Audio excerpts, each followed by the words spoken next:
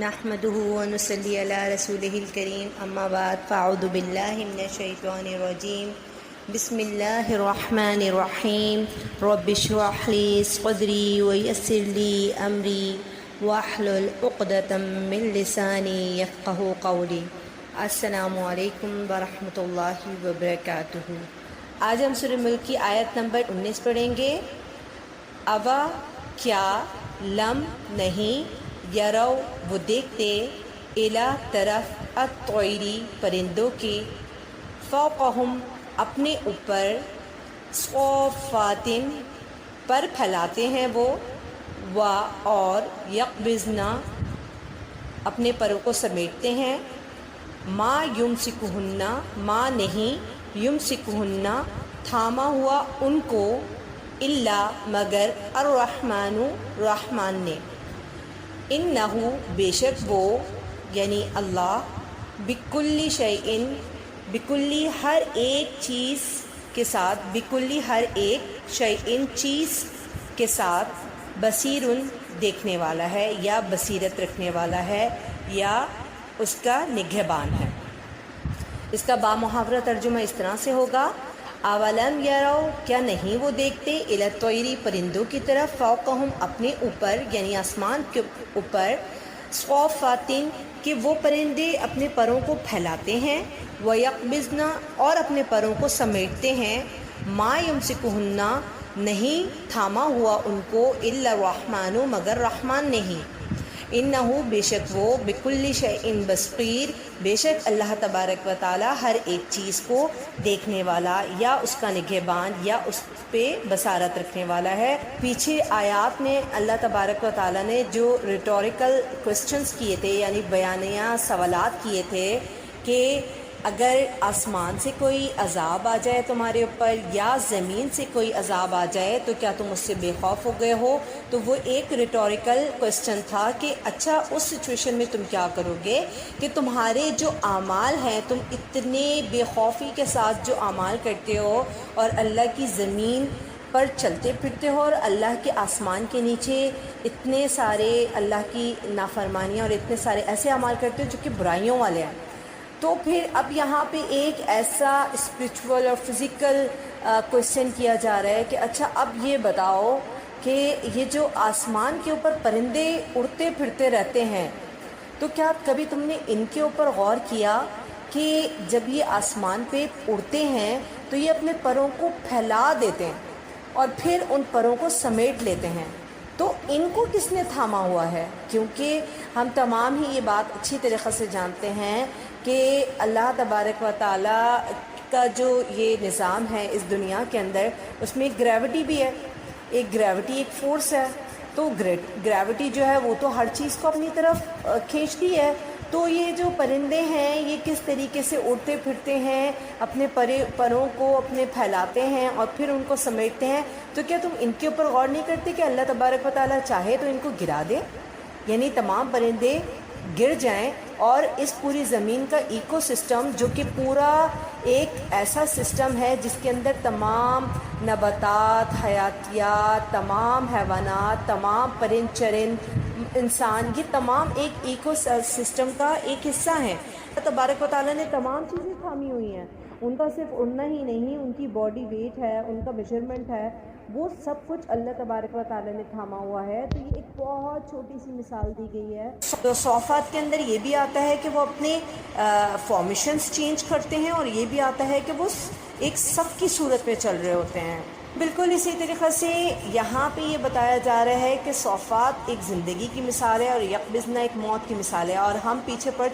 موت اور زندگی کو پیدا کیا، اور موت پہلے اللہ تبارک و تعالیٰ نے بیان کی اور اس کے بعد زندگی کا ذکر کیا گیا۔ پرندے جب اڑ رہے ہوتے ہیں تب تو اپنے پیروں کو پھیلاتے ہیں، لیکن جب وہ اپنی شاخ پر آ کر کے بیٹھتے ہیں یا کہیں پر اپنے گھونسلے میں جا کے بیٹھتے ہیں تو وہ اپنے پروں کو سمیٹ لیتے ہیں، جو کہ ان کی ایک ڈیفالٹ پوزیشن ہوتی ہے، کیونکہ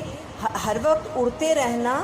ان کی ڈیفالٹ پوزیشن نہیں ہوتی، یعنی بائی ڈیفالٹ وہ اڑتے پھرنے کے لیے پیدا نہیں ہوئے ہیں کہ بس وہ اڑتے پھریں گے، لیکن یہ ان کی صلاحیت ہے کہ وہ اڑتے پھرتے ہیں، اور وہ دنیا کے اندر جو اللہ تبارک و تعالیٰ نے سامان زندگی ان کے لیے دی ہے وہ ان کو اویل کرتے ہیں، جیسے اپنا دانہ دن کا جو بھی لانا ہے، یا اپنے گھونسلوں کو بنانا ہے، اپنے بچوں کو پالنا ہے، یہ ان کی سامان زندگی ہے۔ سیم اسی طریقے سے انسان کی جو سامان زندگی ہے وہ اللہ تبارک و تعالیٰ نے انہیں دنیا میں دے دی ہے، اور اسی لیے اللہ نے فرمایا ہے کہ تم زمین پہ چلو پھرو اور اس کے راستوں کو تلاش کرو، اور اس کے راستوں میں اللہ کے فضل کو تلاش کرو۔ اور بالکل اسی طریقے سے اللہ تعالیٰ نے فرمایا قرآن پاک میں کہ اللہ تبارک و تعالیٰ آسمان سے تمہارا رزق اتارتا ہے، تو جو سامان زندگی انسان کے پاس آتا ہے تو انسان وہ تمام چیزیں اویل کرتا ہے دنیا میں، وہ یقبضنا، اور اینڈ میں جا کر کے اس کا جو ڈیفالٹ پوزیشن ہے وہ موت کی پوزیشن ہے۔ اب یہاں پہ لفظ آیا ہے ما یمسکہن، یعنی کہ اس کو نہیں روکا ہوا یا نہیں تھاما ہوا مگر رحمان نے۔ اب یہاں پہ لفظ اللہ نہیں لے کر کے آیا بلکہ رحمان لے کر کے آیا، اور رحمان سے مراد یہ کہ اللہ تبارک و تعالیٰ رحیم ہے کہ جس نے ان کو آسمان میں اڑتے ہوئے تھاما ہوا ہے۔ اللہ تبارک و تعالیٰ اڑتے ہوئے پرندوں کو بھی تھامنے والا ہے، اور وہ بعض پرندے جن میں یہ صلاحیت بھی ہوتی ہے کہ وہ آسمان میں اڑنے کی پوزیشن میں رکے ہوئے ہوتے ہیں مگر ان کے پر ہل رہے ہوتے ہیں، تو اللہ تبارک و تعالیٰ کی یہاں پہ رحمان کی صفت لائی گئی کہ یہ اللہ تعالیٰ کی رحمانیت ہے، یہ اللہ کا رحم ہے کہ اللہ تبارک و تعالیٰ انہیں گرنے نہیں دے۔ تو وہ پرندے کہ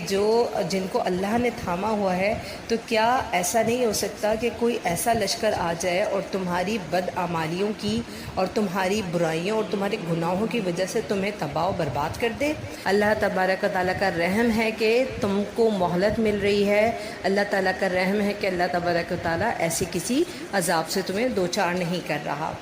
پھر آگے فرمایا کہ انہ بکل شیء بصیر، بے شک وہ ہر ایک چیز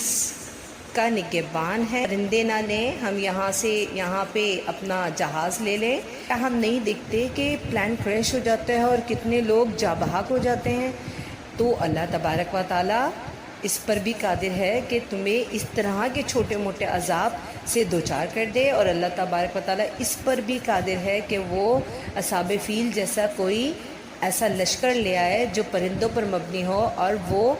پرندے انسان کو نیست و نابود کرتے ہیں جس طریقے سے ان لوگوں کو کیا تھا۔ کیونکہ اللہ تبارک و تعالیٰ نے یہاں پہ بھی یہی مثال دی ہے نا کہ تم سے پہلے لوگوں کو جس طریقے سے عذاب دیا گیا جب تم انکار کرتے ہو، جیسے کہ ہم نے پڑھا تھا فکیف کان نکیر، یعنی کہ کس طرح اللہ تبارک و تعالیٰ کا ڈرانا ہوا۔ تو نکیر میں ایک معنی یہ بھی آتا ہے کہ جن لوگوں نے انکار کیا، یعنی انکار کرنے والوں کا پھر کیا حال ہوا، کہ جن کو ڈرایا گیا، جن کو دھمکی دی گئی کہ بھئی تم پر عذاب آ سکتا ہے، اپنے حالوں کو اپنے اعمالوں کو درست کر لو، تو پھر ان کا کیا حال ہوا۔ تو بالکل اسی طریقے سے یہاں پہ یہ والی مثال بھی ہے کہ تم جو انکار کرتے ہو، یعنی عملاً انکار کرتے ہو، بھلے قولاً تم اس کے کتنے ہی قائل ہو، لیکن اگر تم عملاً اس کے اوپر نہیں جمے ہوئے ہوتے اور اللہ کے احکامات کو تم عملی طور پر نہیں لے رہے ہوتے، تو اللہ تبارک و تعالیٰ قادر ہے کہ وہ چھوٹا موٹا یا بڑا عذاب لے کر کے آ جائے اور انسان کو برباد کر دے۔